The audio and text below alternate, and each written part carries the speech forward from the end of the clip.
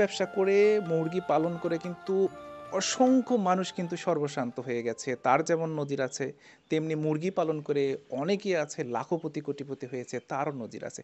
আসলে ব্যাপারটা কি? কারো জন্য মুরগি পালন আসলে স্বপ্নের মতো, আর কারো জন্য দুঃস্বপ্নের মতো। এর কারণটা আসলে কি?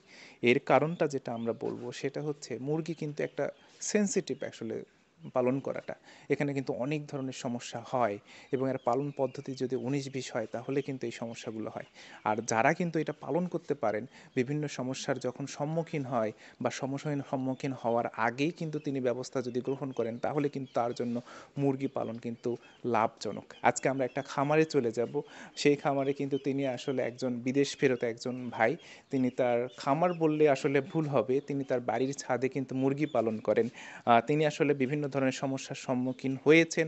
আমরা তার সমাধান করার চেষ্টা করেছি। আমরা সরেজমিনে তার কাছে যাব এবং তার কাছ থেকে তার মুরগিগুলো আপনাদেরকে দেখানোর চেষ্টা করব এবং সাথে, সাথে মুরগি পালন করলে আসলে কি, কি সমস্যা হতে পারে সেই সম্পর্কে আপনাদেরকে একটু জানানোর চেষ্টা করব। চলেন ভাইয়ের আসলে ছাদে গিয়ে মুরগিগুলো আমরা একটু দেখি। বগুড়ার অদূরেই অবস্থিত গাবতলী থানার অন্তর্গত কামারচট। বিদেশ থেকে বাণিজ্যিকভাবে খামার করতে চান। তিনি টাইগার জাত পছন্দ করেছেন। আমাদের অনুরোধে তিনি অল্প বাচ্চা নিয়ে পালন পদ্ধতি শিখছেন।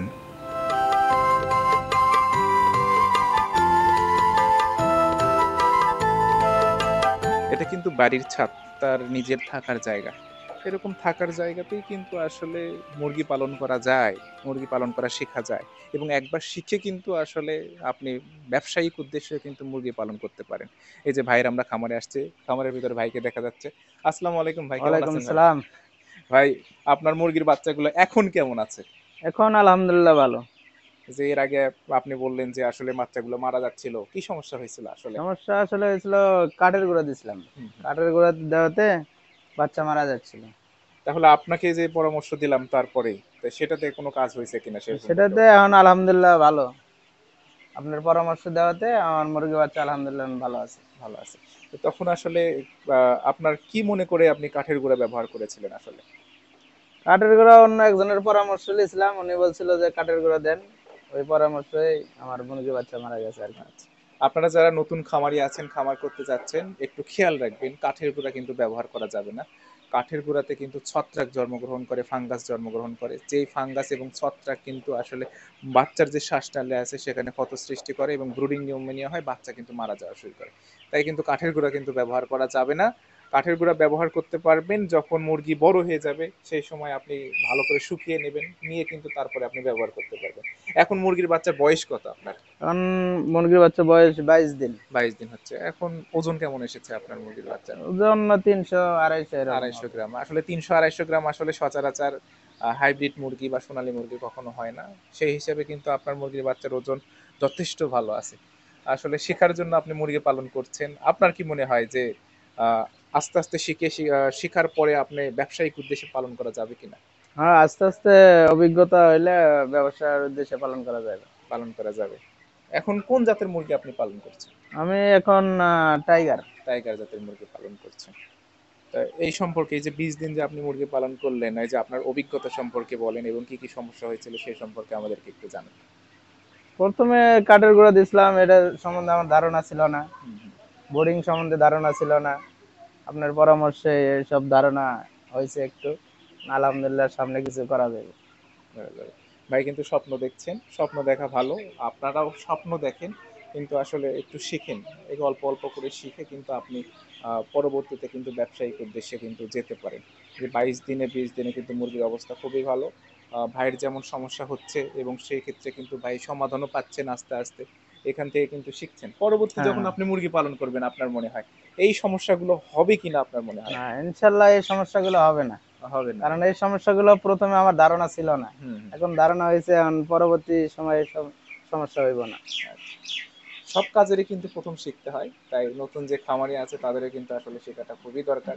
আপনার মুরগির বাচ্চাগুলো খুবই ভালো। একটা মুরগির বাচ্চা আমাদেরকে একটু ধরে দেখান যে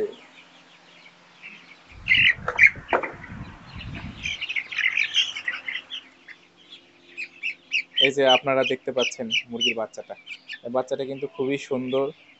২২ দিন বয়স হয়েছে।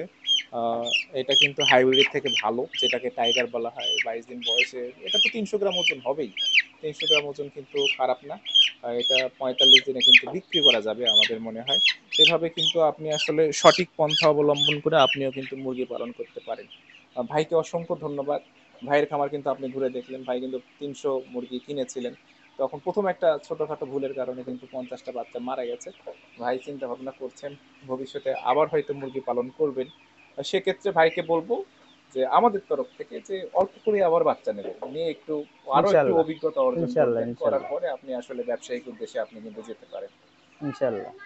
ধন্যবাদ ভাই আপনাকে, আপনার আচ্ছা, খামারে আপনাকেও আসলাম ধন্যবাদ। এবং আপনি যতটুকু আমাদেরকে হেল্প করলেন কথাবার্তা বলে আমাদের কিন্তু অনেক ভালো লেগেছে। ধন্যবাদ ভাই, আবার দেখা হবে আপনার অবশ্যই, সাথে। অবশ্যই আবার আসবেন। আচ্ছা, ইনশাল্লাহ। আপনি আসাতে আমিও খুশি হয়েছি। আলহামদুলিল্লাহ, আবার আসেন। আমি যেন সামনে আরো আগে যেতে পারি।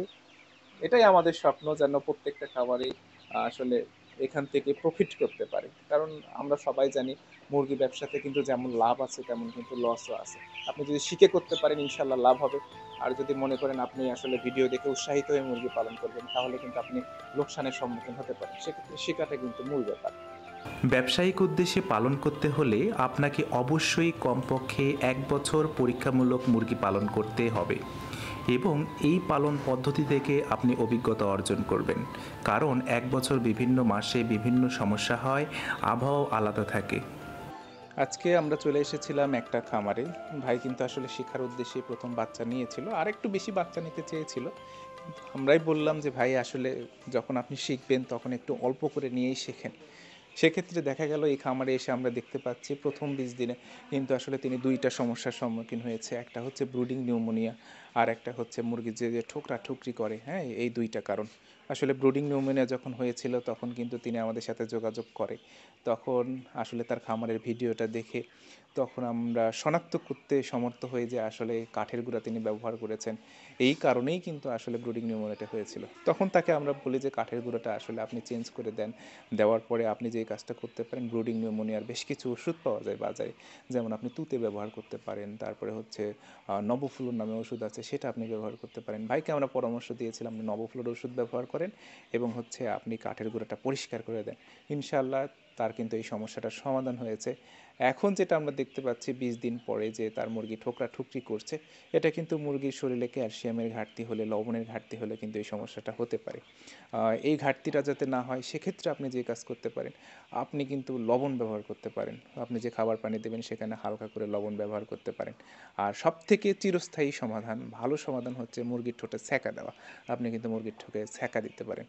এই পর্বে আমরা এই খামারে এসে দুইটা সমস্যা পেয়েছি, তার সমাধান করার আমরা আসলে চেষ্টা করেছি। পরবর্তী পর্যায়ে কিন্তু পরবর্তী খামারে যখন আমরা যাব সেখানে আমরা আসলে কী কী সমস্যা হতে পারে আর কী কী সমস্যার সম্মুখীন হয়েছে, সেই সমস্যা যদি হয় তাহলে আসলে কী সমাধান দেওয়া যেতে পারে সেই সম্পর্কে আপনাদের সাথে আমরা আলোচনা করব। এতক্ষণ পর্যন্ত দেখার জন্য আপনাদেরকে অসংখ্য ধন্যবাদ জানাচ্ছি। আপনারা যদি আমাদের পেজে নতুন হয়ে থাকেন তাহলে অবশ্যই ফলো করে রাখবেন, আর ইউটিউবে দেখে থাকলে সাবস্ক্রাইব করার অনুরোধ করছি। ধন্যবাদ সবাইকে।